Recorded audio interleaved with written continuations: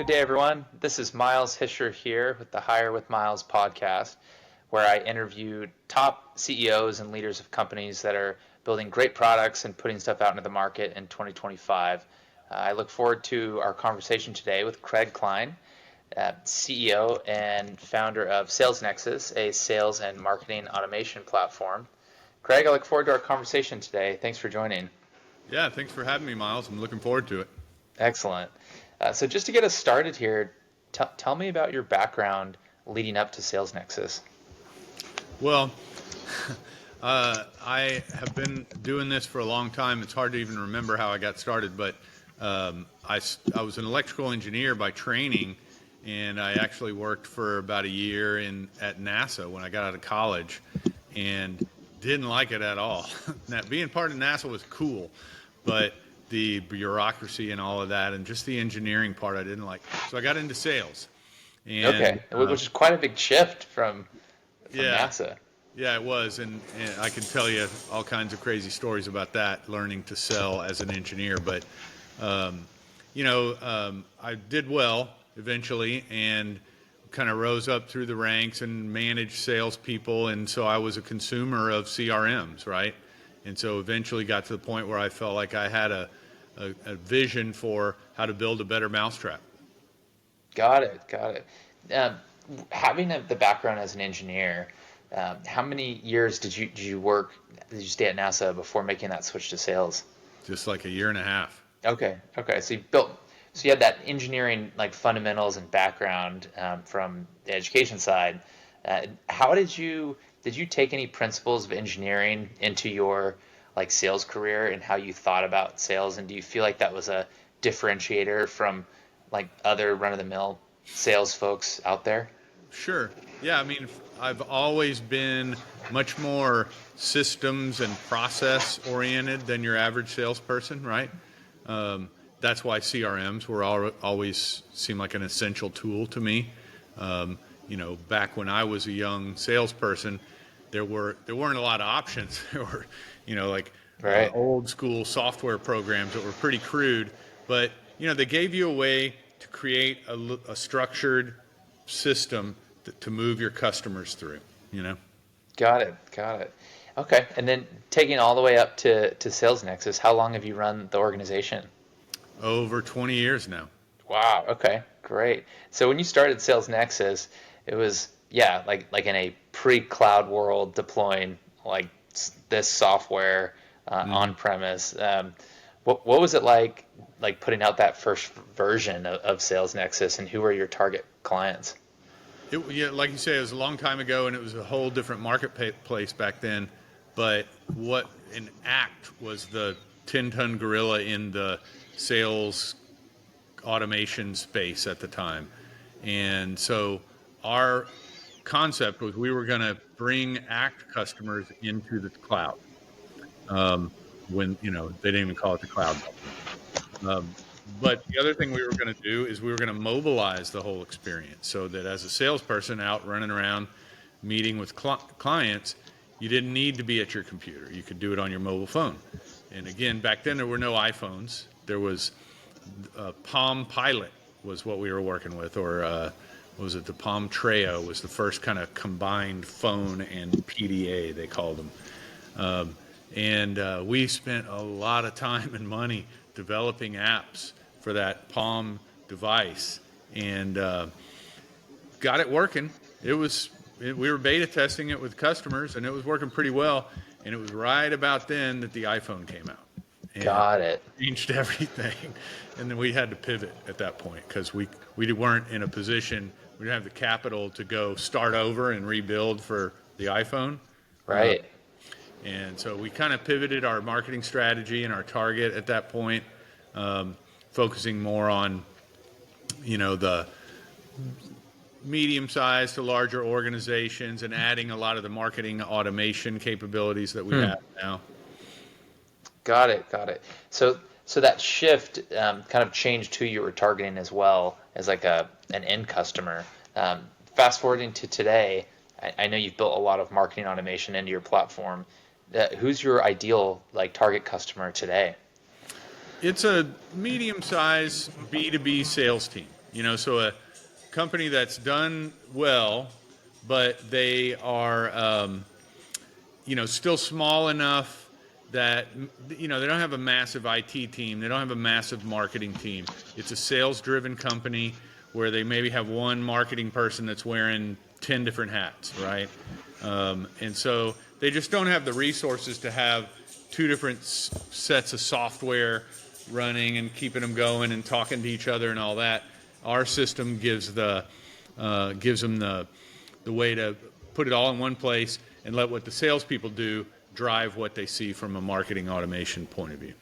Got it. So it's a sales-centric view of marketing. I talk to a lot of leaders that talk a lot about the tension between marketing and sales and how they always optimize for different things. But in your world, it sounds like it's a sales product first and foremost, and there's marketing capabilities built in there. So. Right. Sorry about the No, dog. it's all right. It's like I say, a lot of times it'll be a business where the founder has, they've grown the company organically and they've done very well, where the founder was really kind of the lead salesperson also. But now they've reached that plateau where he's brought on his first VP of sales, right? Got it. And they're really trying to scale up to that next level, and that's when they need systems, because he needs to be able to teach his salespeople that he's hiring how to do what he does organically or naturally, right? Yeah, totally. That's a cute dog in the background, by the way. I know, us pets. Yeah. Every family has good pets that are always like barging in right during the important times, right? Great. So thinking about like 2025. First of all, tell me about your team, and in addition to yourself, who's involved with the product now? Well, we're very virtual, and so we've got people all over the world, literally. From a development point of view. Okay. Also our customer support team and our sales team. So we have some folks in marketing, I guess. We have some folks that kind of serve in for lack of a better way to say it, sort of a VA kind of a role, that are overseas, and then we have most of our customer-facing team is here in the U.S. Great. And how many headcount in total? About 10. Nice. And has that fluctuated through the years and grown and gone up and down? Up and down, of course. One of the things that we've always been very different versus our competitors like Salesforce and HubSpot and people like that, with those companies, if you want some help with your setting up your CRM, they're going to put you in touch with this network of certified consultants that they've built up out there, right? Which is fine. Those people are great. But the problem for a smaller or a medium-sized company that's a little more budget conscious is that those guys don't have an incentive to keep the project simple and inexpensive. It's the opposite, right? They're going to bill you like a lawyer. Time and materials. Yep. Let's build the Ferrari. Yeah. So it mushrooms into this giant project that they never expected. And so anyway, long story short, we've always done that service internally, and we don't really charge extra for it. If you Google our reviews, you'll see as much about our support team as you do about the platform itself. And that's back to your question. That's an important part of us scaling, right? Is making sure that we're able to maintain that level of service as we grow. That's great. Tell me about when you first started hiring abroad, and what was it like looking for talent globally? I guess I was kind of lucky in that I was connected by friends and colleagues that had done it before with some firms that had kind of professionalized the process a little bit, and they had their own sort of structured process for connecting you with potential candidates and letting you go through a little bit of an interview process, and also helping with the onboarding as well. So they made it easy. Since then, since the early days, I've tried to kind of go direct, if you will, a few times, and it's real sketchy, right? Sometimes I've hired sort of like a friend or a family member of somebody else that's already working for us, and Right. sometimes that works out great, right? But other times I've hired somebody where we have a little less of a reference, and there's just so much cultural difference that it's very difficult to see from the other side of the world, that you're going to miss a lot. Right, right. And yeah, that's literally why my business exists, is saving companies that time. A lot of CEOs of like startups will say, why should I pay you like a couple grand and it's like a finder fee? I could just go do this myself and put up a job posting on LinkedIn. And it's sure, you totally can, but good luck. And I hope those 30 hours that you spend interviewing and recruiting and hiring end up being worth it. But you Well, don't know anything about that candidate. Like you have to vet them, you have to run your own background checks, you have to take a risk, and so that's like a lot of this value that we provide companies. oh That's yeah, a for lot. sure. It's I mean, I learned all this the hard way, of course, by shortcutting the process a lot. But I think that's what happens most of the time, is because you especially as the CEO or any kind of a top level hiring manager, you don't have the time to Right. do hiring well. You have these other responsibilities that really are your priority, and the hiring part is like you're doing that in between everything else. And so I was lucky enough to be trained by some great people early in my career, and one of the phrases I will never forget, I was talking with somebody that was an expert in hiring salespeople, and he said, the problem with hiring salespeople is sales managers always fall in love with the puppy, you know?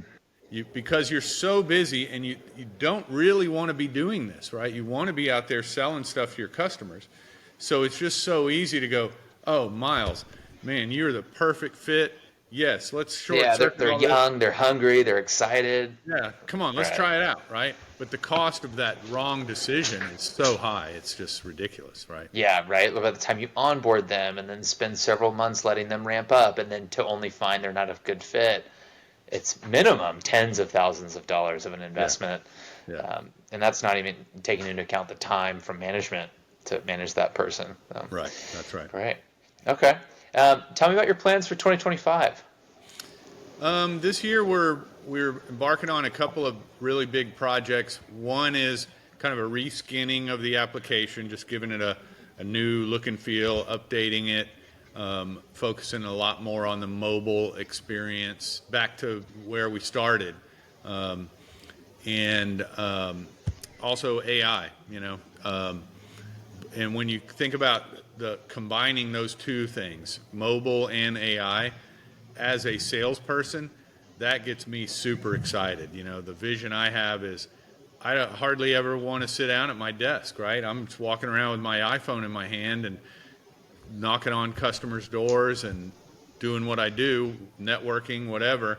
And all I got to do is say a few words into my phone when I'm done, and all the stuff that normally I have to sit down at my desk and do just happens.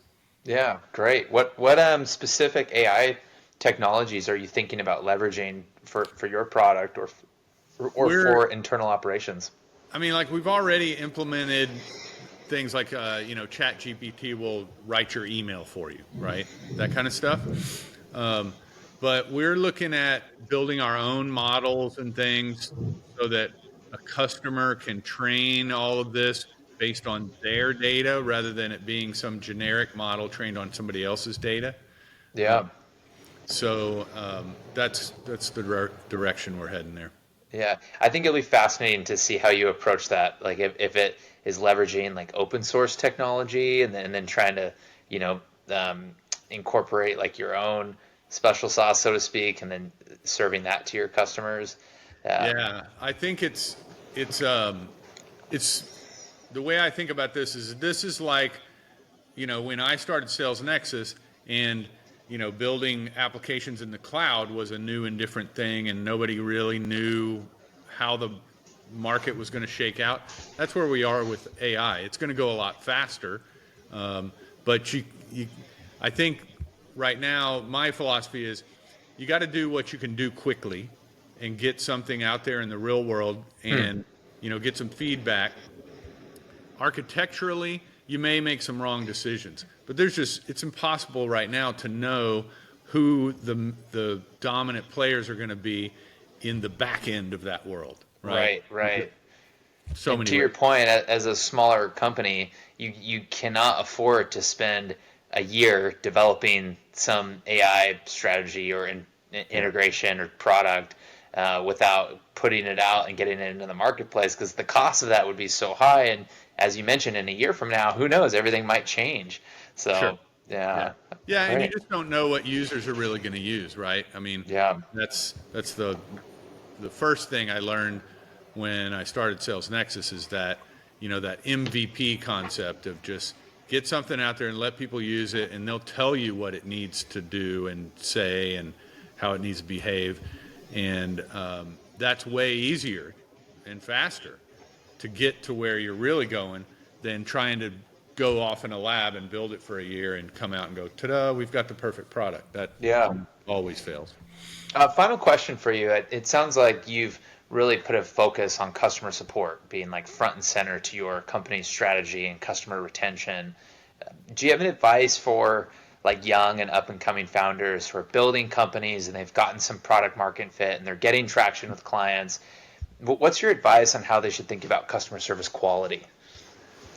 Man, you got another 30 minutes? I was going to say that might be a lot to unpack. Yeah. Um, no, I don't think you can ever overemphasize it, right? It's kind of a cultural thing. And if you set the bar high enough, then your customers are going to feel it. And that's a good thing, right? Your customers will stay with you through thick and thin. There have certainly been times and days in our history where we were having technical problems of various kinds, right? But the fact that we had already built that real strong relationship with every one of our customers, right? Throughout the organization, not just me, but customer support people, that they really counted on them and they trusted them, I think is the most important thing. They're willing to give us a lot of grace when we need it, right? Right. They're also a lot willing to give us a lot of feedback and guidance and stuff like that. But the number one thing is, like when I hire new support people, I ask them a lot of questions about their experience in, travel and leisure and dining out and stuff like that, because I want to know, have they ever been through an experience that was really just elite level Right. Very customer premium. service? Yeah. Because if they haven't, it's going to be hard, right? Um, you're going to treat people the way you expect to be treated. I need people that understand that the customer is number one, no matter what, and they're always right. And even when you can't get them what they need, it's still your obligation to help them find what they're looking for, right? Yeah. And if you take that philosophy, then, again, your customers learn to trust you, right? They come to you with problems that maybe aren't even something that is not your business, right? But opportunities come from that. Yeah, that's great. That's great. Excellent. Well, Craig, thank you. I appreciate you taking the time today to speak with me. I know the audience will enjoy hearing about SalesNexus and the company that you've built. And also, just doing this for 20 years in the technology world is quite impressive. So, points for longevity, it's awesome. I think it's an inspiration to many, like, yeah, founders and entrepreneurs that are interested in building and growing like their own small teams. It's great to see someone that's done it for 20 years and is still doing it. So, Sure. Well, I appreciate you saying that, and thank you for the opportunity to talk. It's great to talk with somebody that has the, kind of unique focus on that service side of things. Especially in the technology world, that's always kind of the afterthought, if you will, right? yeah, And totally. Totally. I think I've learned it all the hard way. It wasn't an area that I, focused on earlier in my career.